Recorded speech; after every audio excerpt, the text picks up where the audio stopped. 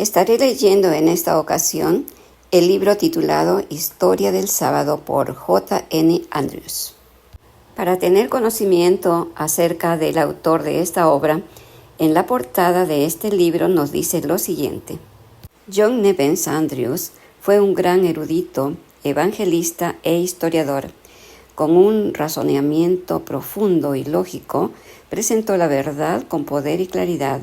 Fue el primer misionero oficial de la Iglesia Adventista del Séptimo Día. Su conocimiento de la Biblia fue tal que memorizó todo el Nuevo Testamento, palabra por palabra. Vivió una vida de sacrificio en la causa del Maestro.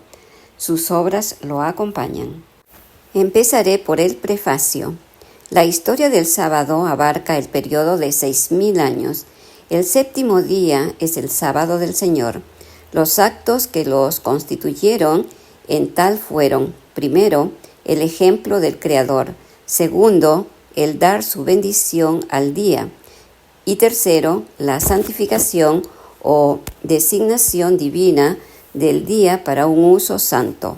Por lo tanto, el sábado data desde el comienzo de la historia de nuestro mundo. El primero que sabatizó en el séptimo día es Dios, el Creador, y el primero séptimo día del tiempo es el día que Él honró de este modo. Por lo tanto, el más elevado de los honores posibles pertenece al séptimo día. Tampoco se limitó este honor al primer séptimo día del tiempo, porque tan pronto como Dios había descansado en ese día, Él designó el séptimo día para un uso santo, para que el hombre pudiera santificarlo en memoria de su Creador. Esta designación divina surge de la naturaleza y de la adecuación de las cosas, y debe haber sido hecho directamente a Adán, porque él mismo y su esposa eran entonces los únicos seres que podían usar los días de la semana. Como fue dirigido a Adán mientras todavía era justo, debe haberle sido dado como cabeza de la familia humana. El cuarto mandamiento basa toda su autoridad sobre este mandato original del Creador y por lo tanto debe ser su sustancia lo que Dios ordenó a Adán y Eva como representantes de la humanidad. Los patriarcas no pueden haber ignorado los hechos y la obligación que el cuarto mandamiento muestra que se originó en el principio, porque Adán estuvo presente entre ellos por un periodo igual a más de la mitad de la dispensación cristiana. Por ello, aquellos que caminaron con Dios en la observancia de sus mandamientos ciertamente santificaron su sábado. Los observadores del séptimo día deben haber incluido, por lo tanto, a los antiguos patriarcas piadosos, y nadie negaría que ellos incluyan también a los profetas y a los apóstoles. De hecho, toda la Iglesia de Dios, abarcada dentro de los registros de la inspiración, fueron observadores del sábado. A este número debe añadirse al Hijo de Dios. Por eso, ¿qué historia tiene el sábado del Señor? Fue instituido en el paraíso, honrado por varios milagros cada semana por el espacio de 40 años, proclamado por el gran legislador en el Sinaí, observado por el Creador, los patriarcas, los profetas, los apóstoles y el Hijo de Dios. Constituye el corazón mismo de la ley de Dios, y mientras dure esa ley, por ese mismo tiempo, la autoridad de esa sagrada institución permanece firme.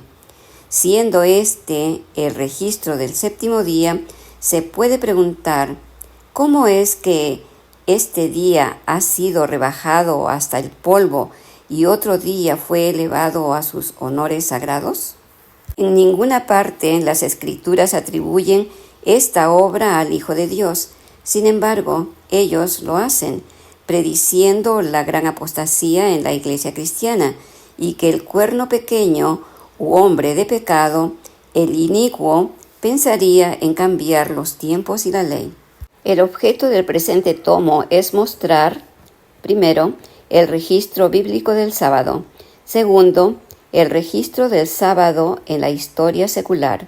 Tercero, el registro del Festival del Domingo y de los diversos pasos por los cuales ha usurpado el lugar del antiguo sábado. El autor ha intentado determinar la verdad exacta en el tema al consultar las autoridades originales hasta donde se ha podido tener acceso a ellos. Las notas al pie mostrarán a quién debe el autor los hechos presentados en esta obra, aunque indican solamente una muy pequeña parte de las obras consultadas. Él ha presentado las palabras exactas de los historiadores y ha procurado concienzudamente presentarlos de tal manera de hacer justicia a los autores citados. No es culpa del autor que la historia del Festival Dominical presente tal conjunto de fraudes e iniquidades en su apoyo. Estos son, en la naturaleza del caso, esenciales a su misma existencia, porque la pretensión de un usurpador está necesariamente basada en el fraude. La responsabilidad por estos descansa con aquellos que se atreven a cometer o sustentar tales actos. El antiguo sábado del Señor nunca ha necesitado ayuda de esta clase y nunca su registro ha sido manchado por el fraude o la falsedad.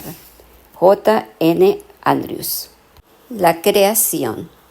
El tiempo, al distinguirse de la eternidad, puede ser definido como parte de la duración que es medida por la Biblia. Desde la fecha más temprana en el libro de Génesis a la resurrección de los injustos al final del milenio, se mide un periodo de unos 7,000 años. Antes del comienzo de esta gran semana de tiempo, una duración sin comienzo llena el pasado, y a la expiración de este periodo, una duración sin final se abre ante el pueblo de Dios. La eternidad es esa palabra que abarca la duración del comienzo y sin fin. Y ese ser cuya existencia comprende la eternidad es aquel que solo tiene inmortalidad, el Rey eterno, inmortal, invisible, el único sabio Dios. Cuando agradó a este ser infinito, dio existencia a nuestra tierra. De la nada Dios creó todas las cosas, de modo que las cosas que se ven no fueron hechas de cosas que aparecen. Este acto de creación es ese evento que marca el comienzo de la primera semana del tiempo. El que podía realizar toda la obra con una palabra, eligió más bien emplear 6 días y para realizar el resultado por medio de etapas sucesivas. Repasemos las pisadas del Creador desde el tiempo cuando puso fundamento de la tierra hasta la conclusión del 6º día, cuando los cielos y la tierra fueron acabados, y vio Dios todo cuanto había hecho, y era bueno en gran manera. En el primer día del tiempo, Dios creó los cielos y la tierra. La tierra, así llamada a la existencia, era sin forma y vacía, y una oscuridad total cubría la obra del Creador. Entonces dijo Dios: sea la luz, y fue la luz, y separó la luz de las tinieblas, y llamó a la una día, y a las otras noche.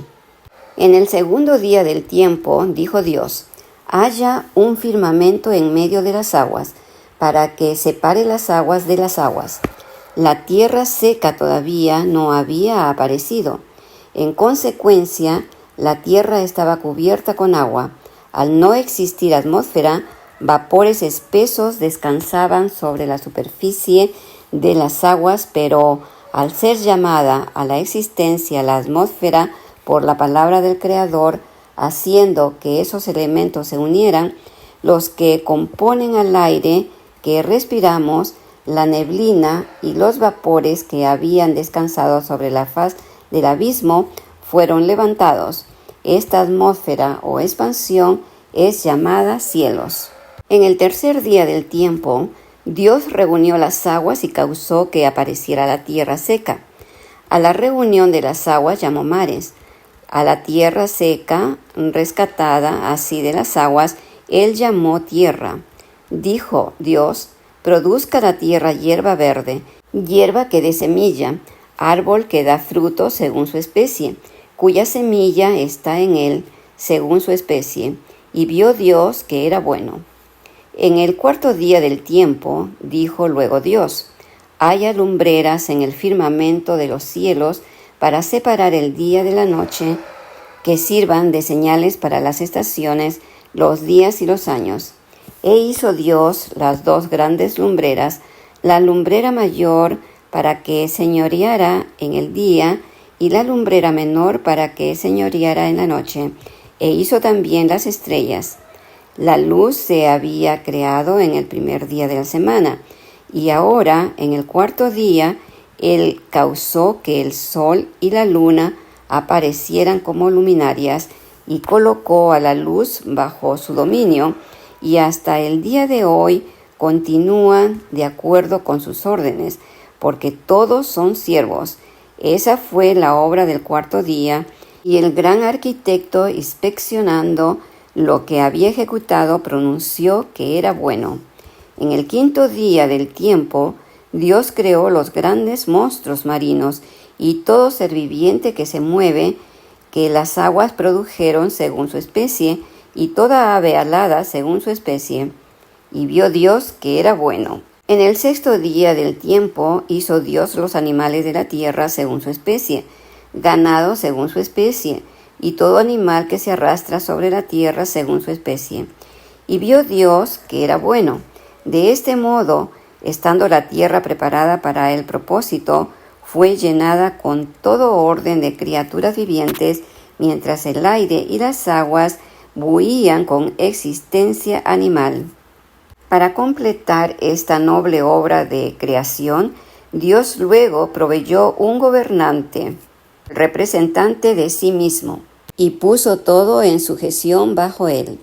Entonces dijo Dios: hagamos al hombre a nuestra imagen, conforme a nuestra semejanza, y tenga potestad sobre los peces del mar, las aves de los cielos y las bestias, sobre toda la tierra, sobre todo animal que se arrastra sobre la tierra. Entonces Jehová Dios formó al hombre del polvo de la tierra, sopló en su nariz aliento de vida, y fue el hombre un ser viviente. Jehová plantó un huerto en Edén, al oriente, y puso allí al hombre que había formado. E hizo Jehová nacer de la tierra todo árbol delicioso a la vista y bueno para comer, también el árbol de la vida en medio del huerto, y el árbol del conocimiento del bien y del mal. Por último, Dios creó a Eva, la madre de todos los vivientes. La obra del Creador ahora estaba completa. Fueron, pues, acabados los cielos y la tierra, y todo lo que hay en ellos. Y vio Dios todo cuanto había hecho, y era bueno en gran manera. Adán y Eva estaban en el paraíso. El árbol de la vida florecía sobre la tierra. El pecado no había entrado en nuestro mundo, y la muerte no estaba aquí, porque no había pecado. Alababan juntas todas las estrellas del alba, y se regocijaban todos los hijos de Dios. Así concluyó el día sexto.